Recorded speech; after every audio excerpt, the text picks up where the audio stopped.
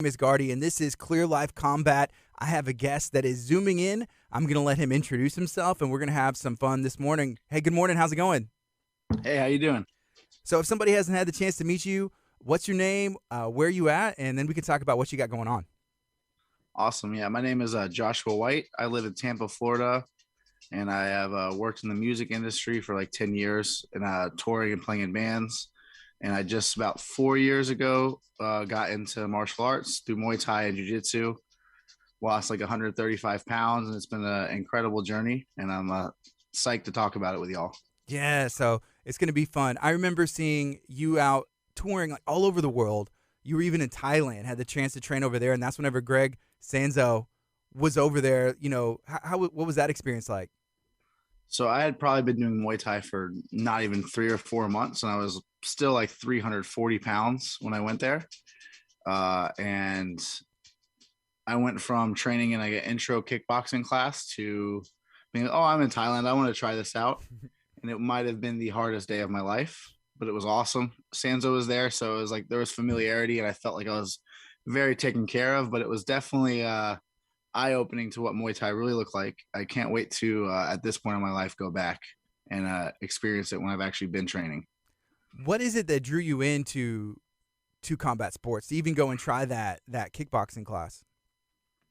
Well, honestly, a big part of it was I was watching what Sanzo was doing with his life living in Thailand and fighting. And I was getting really, really big. Like I said, I was about 365 pounds. And I was so unhealthy, like walking up a set of stairs would make me like heavy breathe and take breaks. And I just had no quality of life. And then I had a health scare. I went to the doctor, and the next day I joined the next day I tried one Muay Thai gym. I didn't really like it. Mm-hmm. And then the day after that, I said, well, I'm going to keep trying until I find one I like. The day after that, we walked into Gracie Tampa South. And then that night I was like, okay, this is where I'm going to be. And I've been there ever since, just trading with those guys every day. Yeah, there's any UFC card that you see, you'll see people training out of Gracie Tampa South, the UFC grappling, the Invitational that they had. There's guys there, and then I guess even the CFFC or the thing that they had out there in New Jersey, there was guys from Gracie Tampa South as well.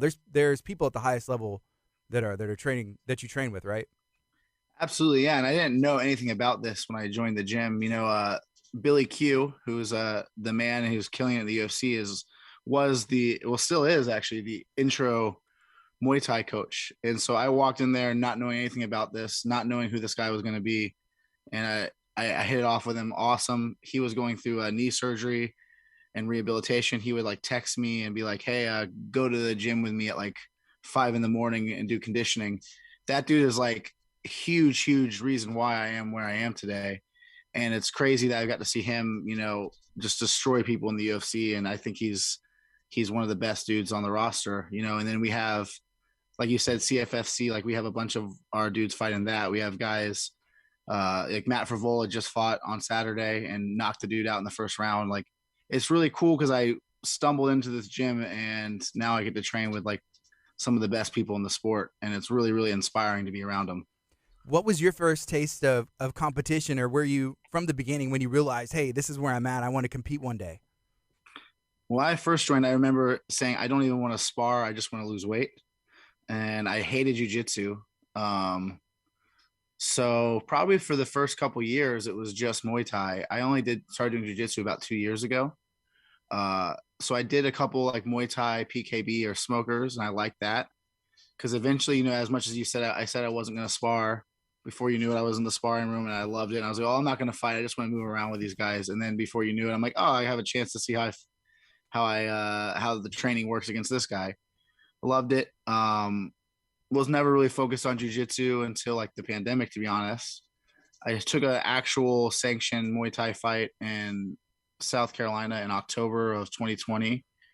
And I learned that super heavyweight has a very vast um, body type. So I fought a dude, I probably weighed in at 240, 245, and he weighed at least 360. And, we were having a couple fun exchanges, but he got tired and started throwing everything in the kitchen sink at me. And I got to experience getting knocked out in front of a bunch of people. It was great. Uh, but I still don't regret doing it. It was a great fight. And then after that, I started just, still training Muay Thai, but I couldn't do any sort of, I couldn't get hit in the head. Mm-hmm. So I said, I'm just going to go to jujitsu a lot more right now. And I started really focusing on jujitsu during that. And then, man, that has been so much fun. I think I said right about 2 years in now. Just a blue belt. I got smoked every time I competed at white belt, but at blue belt last year, I started competing very heavily. I think I had 16 matches last year. I won 11 of them. Wow. And it was really fun. I have so much to learn. I don't really know what I'm doing still, but I definitely enjoy it. I love Muay Thai still, but it's funny to see that like my kind of I was never jujitsu guy, and now I catch myself like competing way more in jujitsu and wanting to do more jujitsu and just doing Muay Thai just because I love it. Yeah. Well, do you plan to compete more in Muay Thai in the future, or just focus Uh, right now? I have to get at least I have to finish doing Muay Thai on a win. So for sure, at least one more. So you've traveled everywhere, all over the country, numerous times, just working. How has that prepared you for combat sports? I mean, does that make it easier to travel, go to South Carolina, go to Vegas? What do you think?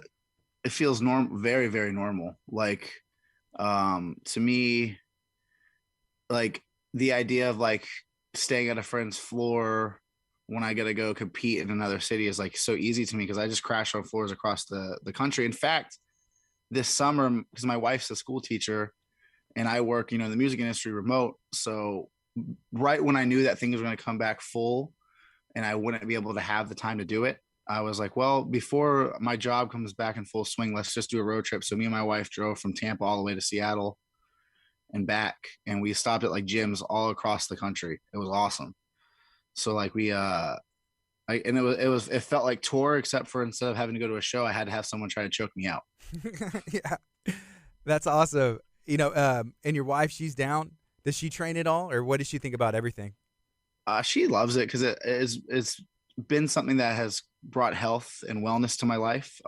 She hates watching me do any sort of Muay Thai or kickboxing matches. She won't do that. She doesn't mind the jujitsu. And like she'll train. Like when we were in Texas, we went to drop in at one of Sanzo's classes, and I did the jujitsu before, and then she has no desire to mess with jujitsu. She doesn't like the proximity. Yeah. But she hopped in Sanzo's kickboxing class, and she would do like a lot. Like when we were in ambush Muay Thai in Austin, she hopped in and did a Muay Thai class. So she'll dabble with it, but just for like getting a good cardio workout in. She's more so is like into just going to the gym to work out, not Hmm. to. She does not want a punch thrown at her in any capacity. Yeah. What about some of the places that you have been able to hit? Just traveling all over the country and training. What were some of the favorite spots? Oh man, there was so many. Well, first of all, I want to give a plug to my friend's spot just 2 hours north, the Block Muay Thai. I think it's some of the best Muay Thai coaching I've ever seen. It's all hardcore dudes that come from the community that, they, it's so to me, anytime I can train with a dude who comes from hardcore, I'm stoked because they kind of know the world that I grew up in. But besides that, they're just like some of the most real deal, great people, great coaches, and they're just 2 hours north in Gainesville. So check out the Block Muay Thai. I'm going to definitely plug them. Uh, Also, I think some of the my favorite spots I went to on that trip was this place called the Resistance in Northern California. It's run by Eddie Abasalo. That was awesome to train with him. He's a legend, one of my favorite fighters to watch. In South Florida, Asa Tin Pal has a place called FKA. I was just there last weekend. Really great training with him. On the jiu-jitsu side, I loved training at 10th Planet Las Vegas with Coach Casey. That was a really, really, really awesome and welcoming, warm gym environment, great culture. There's so many places we went, but like those are three of my favorite out of town gyms I've ever went to. Then there's 8 Points Muay Thai in Winston-Salem, North Carolina. Before my fight, I did like half my camp there just because they have a bunch of really awesome heavyweights. Those guys are super accommodating and warm. And it's crazy. Like you see all these like fight gyms that have like world champions and you would assume that they'd be brutal, um, but they're like the nicest people, just like not in the ring if you're fighting them, you Yeah. know? Yeah. Earlier And you mentioned about hardcore people transitioning over. Do you find that a lot? Like in those other places, people have that background for some reason? oh, absolutely. I was, at like probably one out of every three gyms, there'd be like a dude in a terror shirt or like somebody who would recognize me from back when I was touring full time, or like that we were already social media friends. Like, oh, what are you doing here? And I'm like, oh, that's cool. Like, I think that it's important um, for people from that community because there's a lot of aggression. There's a lot of, sometimes misplaced anger. I think that it's good to find something like martial arts where you can have a constructive way to get it out. Yeah. You're probably one of the hardest working musicians that I've had the chance to meet personally.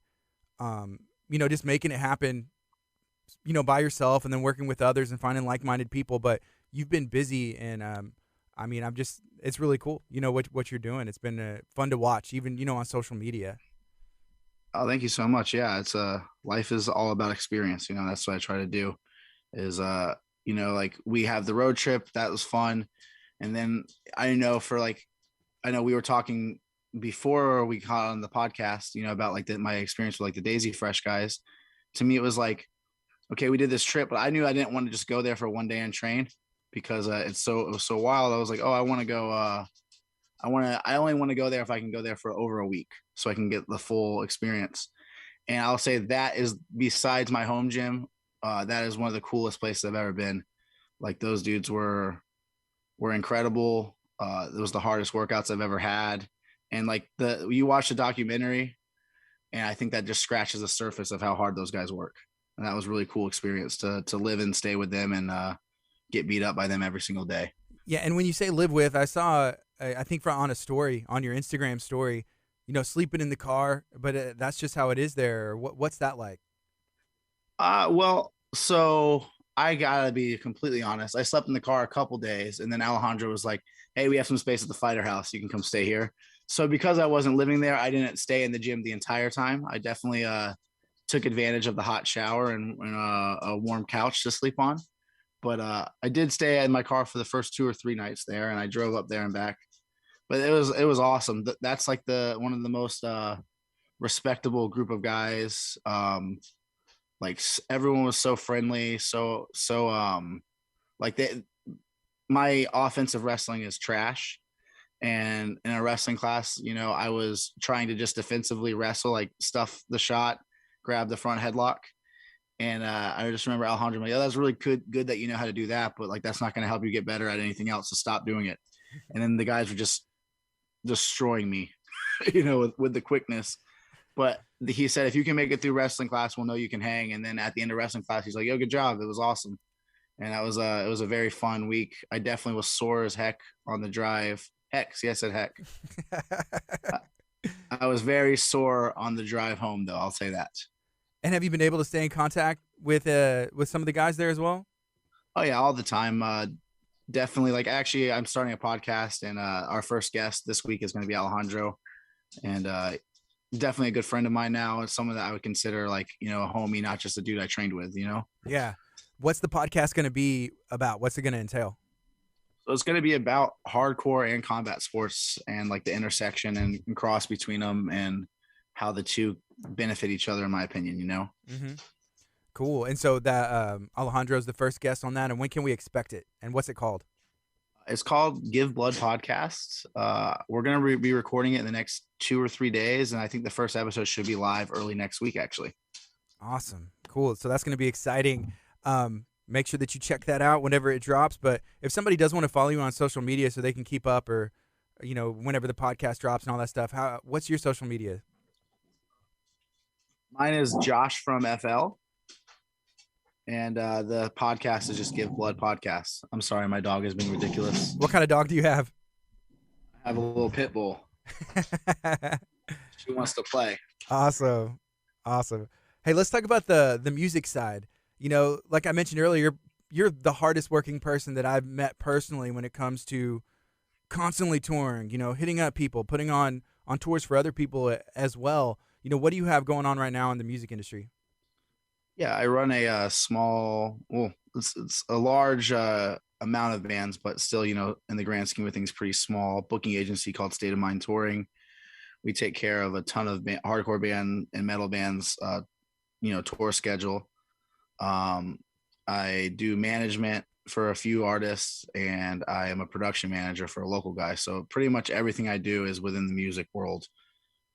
It's great though, because it's allows me to work for my favorite bands. I love it. Yeah. How has the music industry changed? 10 years ago, 12 years ago, till now, what have you seen? I mean, it's very different. I feel like a lot of bands are. It used to be like every young band would go out and tour for like months. Now everyone's just doing like. There's a lot more like weekend trips and like flyouts. A lot more like I guess quality over quantity. I see as a big takeaway. Also now like to be successful in music, you have to have like really really good social media presence. When before that didn't really matter. It's changing. I think it's changing for the good. It's cool. It's there's a lot of really like hardcore right now. I feel like has a bunch of incredible young and up and coming bands, and it's really cool to watch. Yes. And you're out there, in Florida, but how close is that to Orlando? I haven't had the chance to go to Florida. Is it close? It's like a hour and a half drive. Okay, so yeah, later this week I'm gonna be talking to some people. One of my buddies has a promotion that he's just recently started. It's kind of blown up over this since 2020, but it's called Combat Sports Coverage. But they're putting on their first Florida event, and Oh yeah, you were one of the first people I thought of. I was like, man, I don't know, it's just like right there. But I guess the combat sports scene there and the hardcore music scene there, I mean, they're pretty big, right? yeah. Actually, shout out to one of my teammates, Matt Allison. He's going to be competing on that. Okay. So we're really excited. Yeah, make sure you watch his matches. He's a killer. Yeah, he's gonna. I feel bad for whoever he is paired with for that match. Yeah. And I think so. Combat sports coverage, they just got picked up by Flow Grappling, and that's going to be the first event that is going to be on there as well. So shout out to them. And what's your friend's name one more time? Matt Allison. Matt Allison. Cool. I'll Yeah, make sure to watch it for sure. yeah he's really good. Okay. So last year you said you competed how many times in jiu-jitsu? I think like 5 or 6 tournaments, but I had like 16 matches. Yeah. And overall, I mean, you said you won about 11, which is a great. And did something just clicked for you whenever you got to blue belt, you think, or what is it that kind of led that shift? I'm just very stubborn. So I'm not technical yet. I'm still learning my game. I'm still trying to um, get more comfortable, but I just like you're gonna kill me if before I'm gonna tap, and that's kind of where it was at with most of those matches. I mean, I granted I did get subbed I think twice, but for the most part I've won just because I'm more bullheaded than the person that I'm competing with. So a lot of times people have held me and stuff and thought, oh, he must not be feeling it. And I'm like, that was rough. But Yeah. then they burn their arms out and then I pass their guard, you know, Yeah. and then it's over from there. Yeah. Just have like that poker face. Like that's nothing. Right. And then how about in training? Do you do that as well? And some of your teammates get annoyed with it? No, I'm a little bit more humble on the training mat, but I like to see where the wall is. Like, I know Yeah. that sounds kind of messed up, but I like to see how far I can go. I like to see where my pain threshold is and how much I can take. And then, that helps me when I'm in competition, like, okay, I don't need to tap here. I've felt this pain before. Yeah. Whenever it comes to performing, whether that's a hardcore show or leading a band, there's an adrenaline that's there. There's also an adrenaline that can come whenever you are competing in combat sports. Are they similar at all, and do you handle them the same way? I don't. So I've been playing in bands since I was 13. So like that's like 19 or 20 years. So I don't ever feel like nervous to play a show. I do feel very nervous when I stand in a ring and there's another guy trying to knock me out. Yeah. There's definitely a bit of a nervous energy there. Um, but even with jujitsu, like I'll definitely be nervous because I don't want to underperform in front of my friends or my teammates, which ultimately no one cares if you win or lose. That's one big thing that I've taken away. Like your friends are just stoked that you're doing it. Hmm. They're not like judging you or whatever. But in my head, I'm like, oh, I have to do this right. Everyone's watching. And then that stresses me out. But I think that an actual kickboxing, Muay Thai, or MMA fight, I think it has to be probably the most adrenaline, because you're actually, oh, this guy's trying to bludgeon me in the head with his fists. Yeah. Well, how do you handle that? You just have to jump in the deep end and go. Yeah. There's nothing you can do. You can't, if you think about how stressed you are, it's gonna make you not work. So I guess learning how to perform under pressure. Yeah. And there's a lot. There's definitely a lot of pressure. Okay, right now it's 10:23. This is Clear Life Combat. My name is Gardy. I have the opportunity to talk to Joshua White. He is out in Florida, trains out of Gracie Tampa South. And last year you did some pretty cool things. This year, what does it look like for you ideally? This year I definitely want to compete a lot more. I'm hoping to do Pans. I'm hoping to do Master Worlds. I'm definitely focusing on more of the IBJJF stuff as opposed to like a ton of local tournaments, just because it's pretty expensive to compete a bunch. But I just want to do well. Like, I didn't have a great showing, I feel like, at the World Masters in Vegas a couple months ago, and I really want to get a chance to have a better performance. But that means cutting a lot more weight, because I can't fight in this ultra heavyweight bracket anymore. Tired of getting matched with dudes 100 pounds heavier than me for my qualifier. Yeah. Yeah. So right now I'm just big focused on like getting my nutrition dialed in, cutting weight, and getting better, so I can stop being just a stubborn brand new blue belt, but actually someone who understands jiu-jitsu more. Mm-hmm. So whenever I met you, a long time ago, I don't think you had, like there was a vegan lifestyle, and you changed your diet at some point. I think the second time that we crossed paths again, you had lost, quite a bit of weight as well. What does your diet and nutrition look like right now? Well, I'm for any of my friends watching this that don't know, they might be a little bummed to hear it here, but I was vegan for 10 years, but I put on all the weight, and I was having a very, very hard time cutting weight as vegan. I think I got to the point where I had lost the 135, which is awesome, but I completely plateaued for like months and months and months. And I got my panels pulled, and my body wasn't metabolizing a lot of the supplements I was using. So right now I'm just eating very clean, but I am not eating vegan at the moment. I'm trying to figure things out. So right now I'm eating very, very high protein, clean meat, and lots of vegetables, and minimal carbs, only like before or after training. Mm-hmm. So I'm eating your pretty standard fighting weight cut diet right now. Awesome. What about, do you work out, lift weights as well, or is it mainly just the cardio side that comes with training and rolling and everything else? I'm lifting weights now 5 to 6 days a week, but just like supersets of like bodybuilder workout stuff. Mm-hmm. Very, very low weight, high rep, short workouts, like, working one muscle group each day. Is that something that came pretty easily to you whenever you first started, I guess, lifting? I actually just started that program like a month ago, because I was doing like a pretty standard like split that you would hear other people do, but I hated how it made me feel when I was working multiple muscle groups every day. Yeah. That I worked out, because I was always too blown out the next day. Yeah, I feel you. Okay. Well, a lot of stuff going on. He's a very busy guy. You can follow him at Josh from Florida on social media as well. And I'm excited to see where everything keeps going. And I'm excited for the Give Blood podcast that's going to be launching soon with Alejandro from Pedigo and the Daisy Fresh guys out there. And I love watching all that stuff on Flow Grappling. It's really cool. I watched the Who's Number One, and I think they were teasing that they're filming the 3rd season right now or something. But I'm excited to see all that stuff come out. Yeah, it's awesome. It's such a cool place. Like, the documentary is great. It's entertaining. It's and it's cool that people are like real people. You get to see a glimpse of like people bettering themselves through martial arts, which I think is what it's all about. Yeah, that's the goal. And everybody has to find something. That outlet. Oh, absolutely. I don't know who I would be if I didn't find this stuff.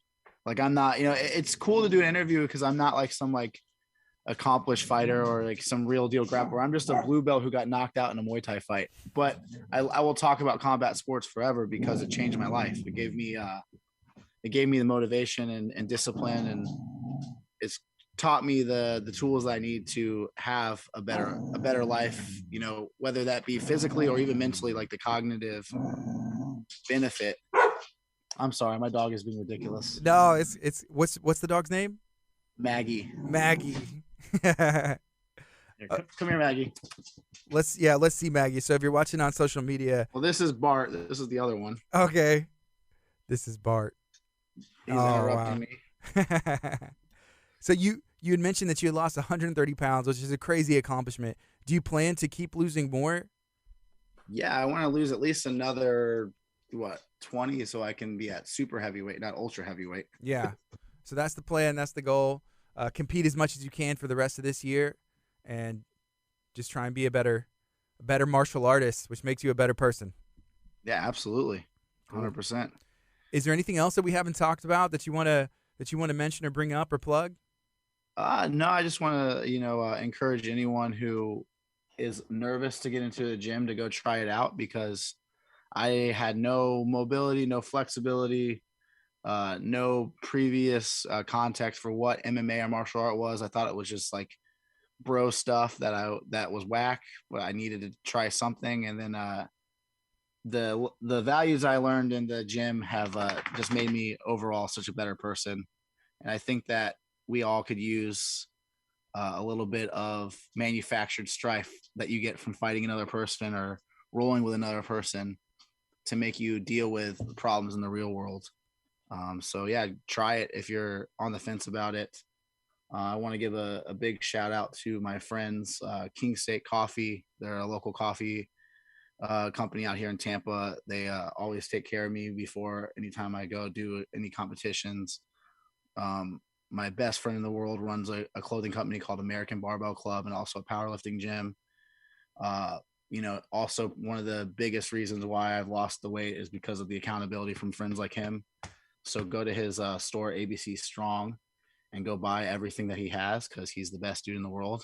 And yeah, Awesome. a big thanks to all my teammates at Gracie Tampa South for holding me accountable every single day. All right, cool. Well, thank you so much for making some time. I appreciate you, and we'll have to catch up again soon, okay? Absolutely. And sorry my dogs are being a little bit ridiculous there. No, it's fine. All right, this is Gardy, Clear Life Combat.